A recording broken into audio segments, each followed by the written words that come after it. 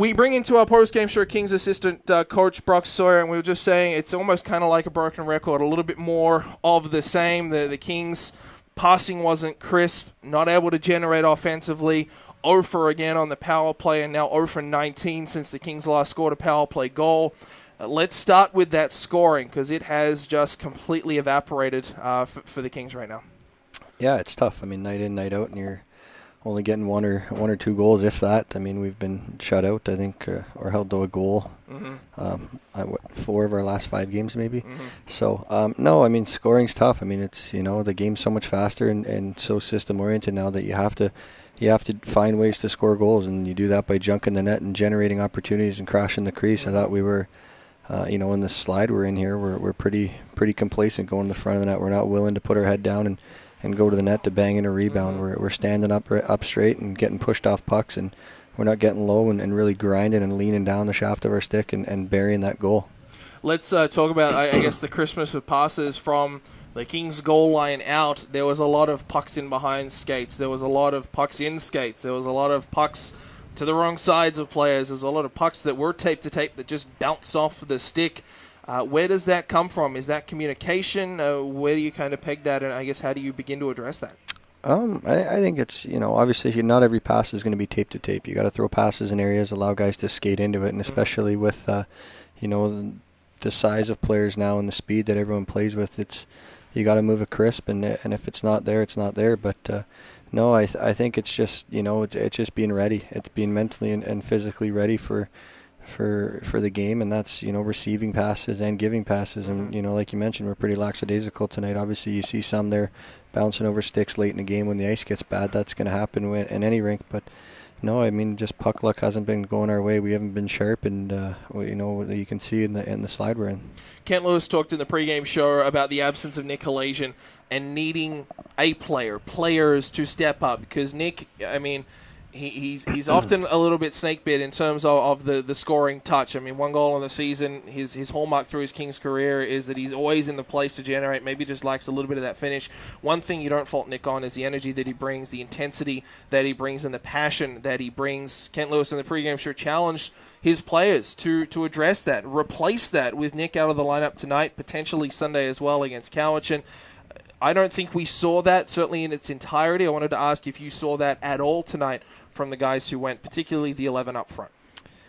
Obviously a shorter bench up front by missing Nick and Tyson Slater coming in to help us out on the back end. But no, I mean, it's a head scratcher when you see forwards going in on a D who's chopping them or giving them shots to the head, stopping in front of the net, or beating up their back as they're along the boards in the trenches.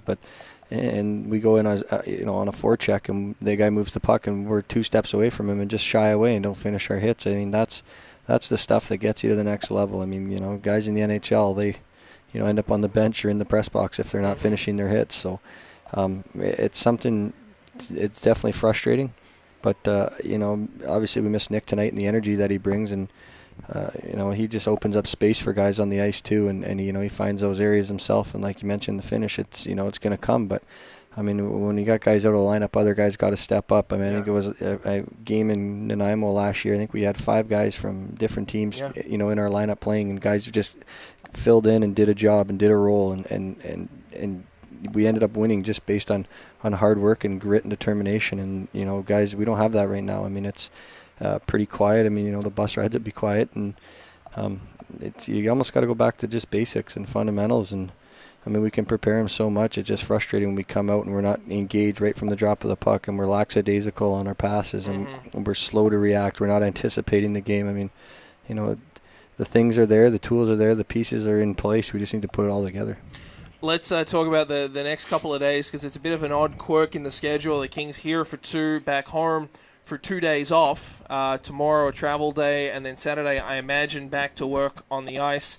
And then a long day coming up on Sunday. Just fill fans in, I guess, what is the next couple of days like in this little bit odd portion of the schedule for the Kings? Yeah, it's kind of just a different trip. I mean, it's, building the schedule. It kind of the way it broke down. Obviously, we see Cowichan 4 times in their building before, the end of, or pretty much the end of October, obviously, November 1st. But no, it's just an odd game on a Sunday the way it fell, and we needed to get over to play one more at the end of it, building the schedule. So, I mean, no, maybe it's the thing we need. Just get up super early, hit that first boat, get over here and get ready and be at the rink early and prepared. I mean, it's obviously been a bit of a slide here that we're not happy about. So, but no, travel day tomorrow, and then we'll skate Saturday morning.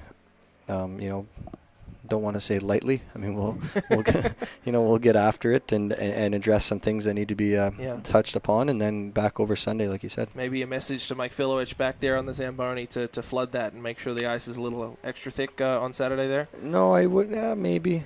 I mean, not. Don't want to get Philly all rattled. It'll be a now. Tough practice. Let's just leave it at that. Yeah, I mean, just simple stuff like taking care of our D zone and managing pucks down low and what we're looking for on options and really pushing each other to get better. Obviously, it's been 3-4 weeks now. It's just been the same repetitive lackadaisical effort and guys losing their checks down low. Obviously, first goal tonight, we're puck watching, guy ends up back door, boom, 1-0. We were puck watching in the neutral zone off a careless turnover, and the third guy scores the second goal. So it's it's tough, it's frustrating because these are all things that you learn through minor hockey all the way up. So it's obviously we got to go back, like I said, to basics and really address things and on the back check and taking care of our own end first because, I mean, scoring will come if you do the little things right in the D zone.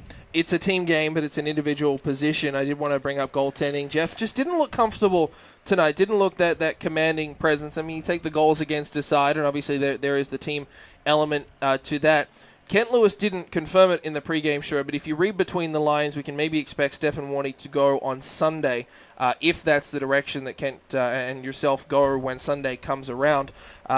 Is it maybe a bit of fatigue with Smitty on the back end there? He started a lot this season. We've had a lot of games in quick succession. Has that factored in? Do you get that sense from him at all? No, you never really get that sense from Smitty. I mean, obviously, he's when he's in, he's going to be dialed in and ready to go. I thought he was a little bit, fumbling the puck a bit today. Some awkward bounces there where he was holding pucks he normally plays. But no, I mean, again, he gives us a chance to win every night. I think we as a whole, as a team, if we clean up our mistakes, those opportunities won't happen. I mean, it's it's the same story here for the last 5 or 6 games. Every team has scored off of our careless mistakes, and it's a matter. I mean, mistakes are going to happen. I mean, we're not naive. It's a game. It happens quickly. You have to adjust on the fly, and things are going to happen. But that just to miss a back check or puck watch, things we've stressed from day one, which we can't have, we can't have on a day-to-day basis. I mean, we work on it like endless amounts of time in practice, and it's frustrating as a coaching staff to see it carry over to games. So I mean, it's Smitty's there. I mean, Smitty and Steph, they're both great competitors. They push each other. I can't count how many times I've said that already this year, but they give us a chance to win. So I think it's if we collectively as a whole just can dial it in and be more positive and get a job done and know our assignments. I mean, we've seen flashes of brilliance already this year, so it's we know it's there and we're capable, and what we're capable of doing. It's just a matter of putting all the pieces together again.